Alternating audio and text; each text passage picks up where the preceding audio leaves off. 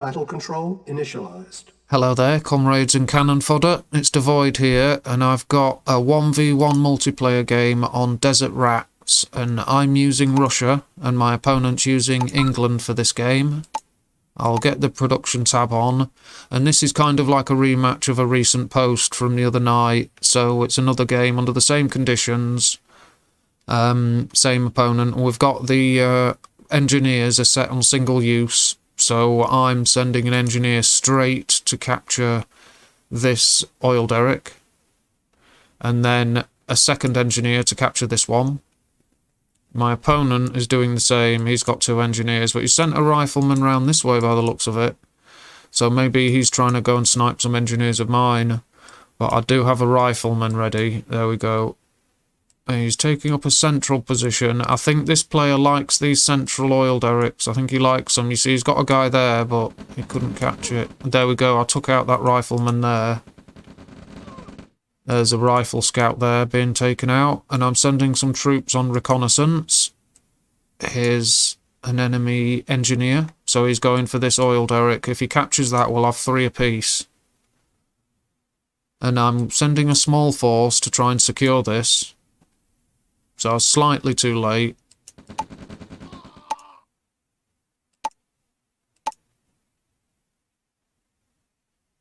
Couldn't find any engineers or any vulnerable power plants by the looks of it. And he's caught me with a ranger, taken out my rocket trooper. I've got a grenadier drop there, in being prepared. And these troops, I'm just going to be using them for scouts, I'm assuming. But I've got my third refinery. My opponent, he goes up this way, if I remember correctly, which he should be doing soon. He's got his war factory, so where's his third refinery? Oh yeah, look, it's a couple of seconds away. There's nowhere else to place it except there, with that kind of build reach. But I'm sending my APC with the grenadiers inside. There's some units just going on a scout, so to find a target for me, because I don't want to send my APC in blind. It'll put me, you know, it's just throwing a unit away to do so. So I'm sending my rifleman in, look, drawing a bit of a distraction with some attacks, and sending in these rifles to find his power plants. So that's the intel gathered. There's nothing here, look, but he must have just placed it production. He's got an auto up. Right, now he's got his service depot.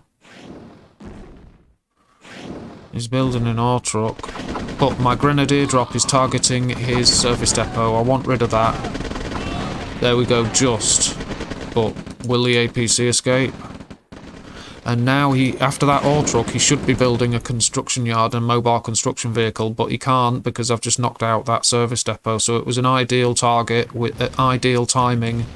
But these guys, they're not going to make it because these base defences are going to cut them down. So they need to retreat immediately. And I'm escorting my MCV with a small group and these guys. So I'm going up this way. Oh yeah, there's a barracks, placing that on the way, because when I move my MCV to deploy here, say, so I can then place a refinery here, I'll be within build radius of this, which will allow me to then place a refinery here, even though my MCV is here, because the build reach will count for this barracks. So you can place anything near the barracks as long as you're within a cell of it and within the radius of this construction yard's build circle. Then you're allowed to build there. That's why leaving a barracks in your trail where you've just been, you can then get your construction vehicle further ahead, and then still place things behind you if you need to. So you can set up a barracks at an ore patch like this, set up your construction yard over here, and I can place refineries at both ore patches because of the barracks placement. So these guys are falling back just to secure this because that's the best bet for them right now. I'm sending some more units because I need tanks for screening to form a proper defence. If he hits me with his tech units that I know or I'm expecting him to, then I need to be ready. I need numbers and I need a good screening force of tanks. My opponent's got helipads on the go. Radar dome, so he's building helipads now. But I'm targeting these oil derricks because I'm thinking that's a specific tactic. He goes on the defensive a lot, so I don't want him sat on the defensive using these for income. Or even matching the income I'm getting. I've got 3, but he's got 2 now. He's got 1 now, in fact. So that's a disadvantage for him already. I've already stopped that. That changes his game plan because he can't sit there and earn from these 3 now. He's got nothing. So he's earning from one place. This is run out, so he's in trouble. He's going to have to change his tactics. But he's here, so he can expand there. And he's already got some mining here. But these units are going to try and move out. They've split up a bit. I'm taking a tank this way. But these guys are going to try and regroup with these if possible. See if they make it. No, look, I've decided to use them for a different attack. A kind of an eco raid, but they're a distraction, and these guys are going in. This tank just made it out there. He's going back now. He just got there, now he's turning around. These guys, yeah, they took too many casualties, so why waste them? They'll make a nuisance of themselves later. But I'm sending these tanks. I need to disrupt this economy, this source of eco. But I saw this force of his here, artillery, helicopters, and I can't, you know, throw my army away facing that. So I thought, back off, solidify my defences, and I've got the advantage. I've got 3 oil derricks. He's got none, so I can afford to relax a bit. Let him make the mistakes, basically. But here we go, here's a tank coming back. This tank only just made it out. But, yeah, that tank, it's distracted him for a moment, but it's gone.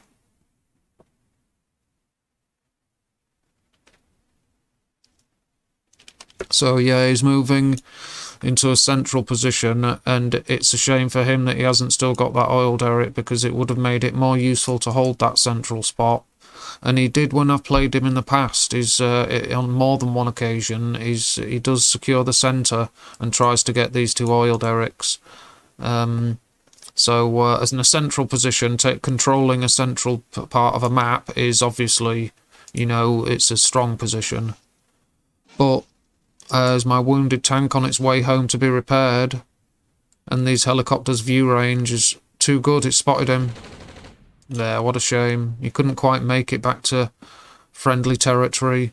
But I've got thieves there, I've got V2s there, a nice little force here. But my opponent, because of how things have changed, it looks like he's taking up a more aggressive stance. He's got helicopters, artillery, tanks, and a little force of troops.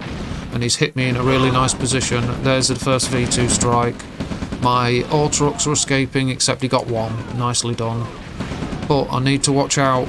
I can't strafe with my aircraft until the tanks are out of the way. So let's see what's going on. I've sent my automatic counter-attack, look. And there are my thieves. They need to move back this way and infiltrate, because I've overrun this here and I'm trying to destroy the artillery.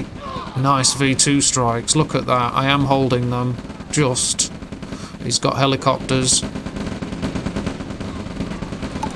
But we'll look at the economy, and over here we've got an attack, but there's a 2,000 something and there's a 1,000 something, so that was very nice. I'm at almost 6 grand and my opponent's at 1,200, so that was a nice steal, very effective. But he's managed to push through to this point. Look, my aircraft's run out of ammo and I had to reload it, but I haven't lost too many assets. Nicely done, and I'm still pushing here. I've got the advantage, and I've forced his attack away, pushed them back, and saved 2 V2s and other things. But he's expanded here. That is a very good choice.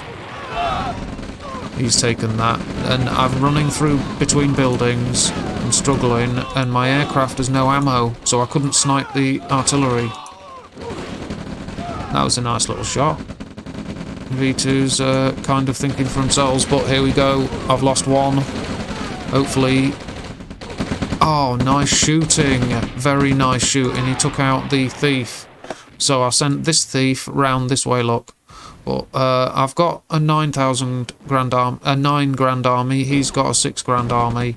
Let's just quickly check the economy. And I've got no money. My opponent's got over 4.5 grand, and I've got no money, so I need this. I've lost one thief. There you go, a 2.5 grander. Now I'm ahead for money, so that was a nice steal. These guys can back off. I've skanked him. Now I can just back away. And I've got the advantage of the oil derricks, don't forget.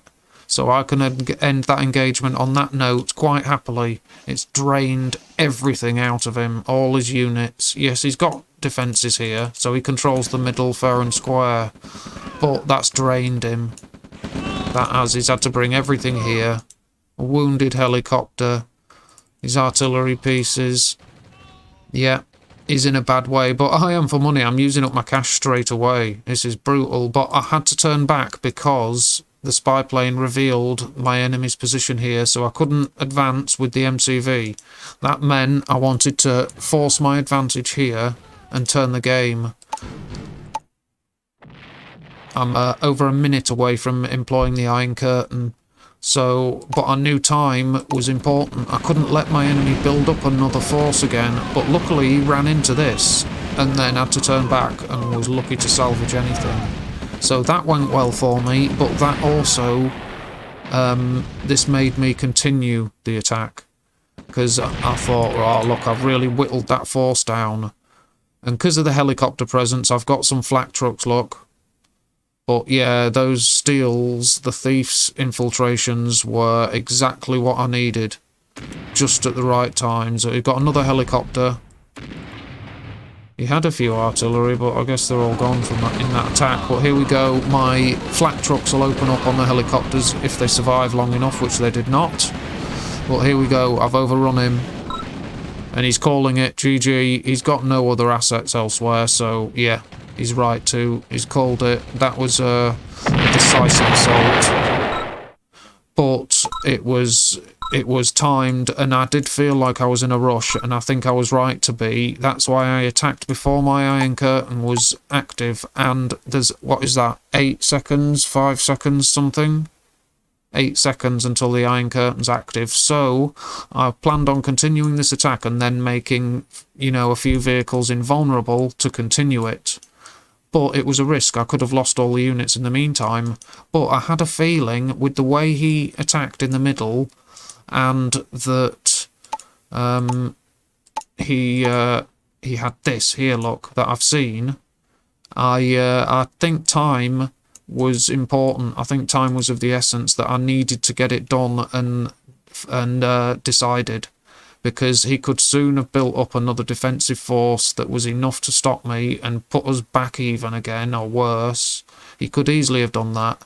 So that was my urgency, and that's why I attacked before the Iron Curtain was ready. I misjudged it slightly. I thought, you know, it would be ready when I needed it, but, you know, it paid off, it worked. And I think acting soon did it. But look at the army graph, look how close it is, the ups and downs. That's a great battle, that is. Very different play styles as well, crammed into a small area. But here's the earnings graph, and there's a nice spike. I bet that's something to do with infiltrations, I bet you. But we were even up until that point. You know, we did have 3 oil derricks each, and, you know, I expanded here only. So, yeah. Interesting. There's the earnings graph. My finishing army is decent. 7 tanks, a couple of anti-aircraft, a few units of infantry. Support powers, I've got my Iron Curtain 8 seconds from activation. I've got paratroopers 16 seconds from being able to be dropped, and my spy plane can be used in a minute 13 again. Production, V2s and Thieves, my 2 favourite units. Look, that's what I'm building. Thieves and V2s, my 2 favourites. There you go. But here's the economy. Earned 84,000 to my opponent, 100,000 to me. So it was close in earnings because of that. But the infiltrations, they tipped the amount of cash we had. And it was pretty lucky because at one point I needed that infiltration. This one down here, I needed that. And the first 2 infiltrations were very good. So there's the basic chart. My actions per minute are 35, dead on. My opponent's at 54, so he's a faster paced player than I. Not that that's good or bad, it's just everyone's different. But here we are, that's all the graphs and stats and everything. So I hope you enjoyed that game. I did, it was a good one. And if you like what you see, give us a sub and a like. And comment if you've got any comments to make, I welcome them. But I hope you enjoyed the game, everyone, and until next time, take good care of yourselves, and for now, goodbye. Battle control terminated.